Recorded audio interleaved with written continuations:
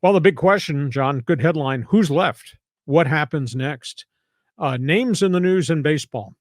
I am a bit surprised Blake Snell is still out there, but I guess the surprising facet is what he's asking for. I'm not sure Blake Snell is going to get a 7-year contract. I don't think he's going to get $25 million a year on a 7-year deal, despite the Cy Young awards that he's garnered in Tampa and in San Diego. Why? He's a hot and cold 5 and 6 inning pitcher max. And outside of the 2 Cy Young seasons, the rest of the time, he's just a guy in the middle of your rotation. You never know what you're going to get. I don't think Scott Boras has been able to find anybody that's going to meet that price tag. People need pitching? Hell yes. Angels, San Francisco Giants, possibly New York Mets. But now there's a report out of New York that the owner, Steve Cohen, is going to step back for a year, get below the luxury tax threshold, re-gear to go next year. So I'm not sure where Blake Snell is going to wind up. Good team, bad team, but at that price, I don't think anybody's going to give him 7 years, $25 million. Jared Montgomery, he reinvented himself as a pitcher.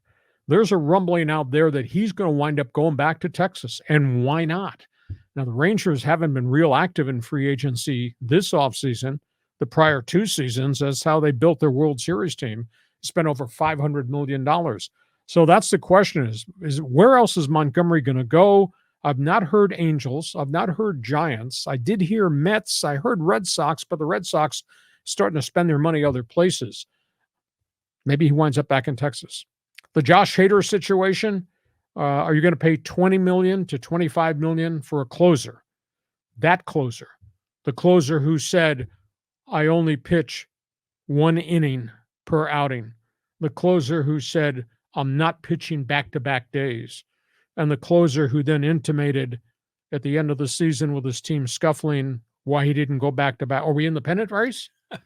So I don't know if Hader's mouth has damaged his ability to locate his arm somewhere else. Now, during this Christmas week, this was a bit of a surprise, but Boston making changes, got rid of Chris Sale. Now, that's a really fine pitcher, but he's been beset by 3 different injuries, shoulder, elbow, etc. Boston traded Chris Sale and $17 million to Atlanta for hot young shortstop Vaughn Grissom. So that kind of creates a hole in the Red Sox rotation. But they filled it when they went out and got Lucas Giolito, the ex-Washington National, the ex-Chicago White Sox, who bounced around. But boy, his ERA last season was 7.29. That was not very good. But Giolito, I think, is more reliable from a health standpoint than Chris Sale is on the roster. And then maybe the surprise is Cincinnati raided the Yankees and took Frankie Montas. And he, of course, is coming off shoulder surgery. 1 year, $18 million, has never quite lived up to the expectations. When he first came up with the Oakland Athletics, everybody thought, this guy's going to be a dominant pitcher. Has not really worked out with the health issues, but he goes to Cincinnati, and that's $18 million. That's a lot of money to pay for a back-of-the-rotation guy, unless they think he'll position himself to become a front-of-the-rotation guy. So those are guys who are still available. Cody Bellinger is still available. He's getting some play in Toronto. Cubs could still go back in, but at what price? $200 million. He's got the same set of circumstances that Blake Snell has had. 1 really good season at Wrigley Field. Prior to that, 3 substandard seasons, Dodger Stadium, couple of flash years in L.A. So I don't know where Bellinger's going to go. So we do still have some significant guys out on the free agent market, but there's an asterisk next to a bunch of those guys. Well, do you think Blake Snell maybe has figured it out finally? Because he was, before always in his head, didn't want to walk guys. And he would, get down on himself when he wasn't throwing strikes.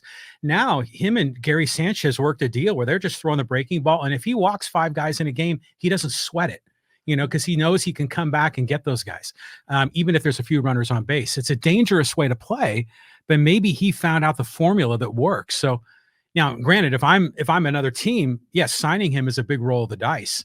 But whoever gets him, they're going to be in a good spot. I think he's adjusted his psyche to be a pitcher. Yes. And the fact that he stayed healthy post-elbow surgery in Tampa, that's a positive. The fact he wants the ball, he makes 30 starts per year, that's a positive. But the negatives, he throws a lot of pitches. There's always guys on base. And 7 years, 25 mil per season. I just don't think I can see anybody spending that money on him. Okay, we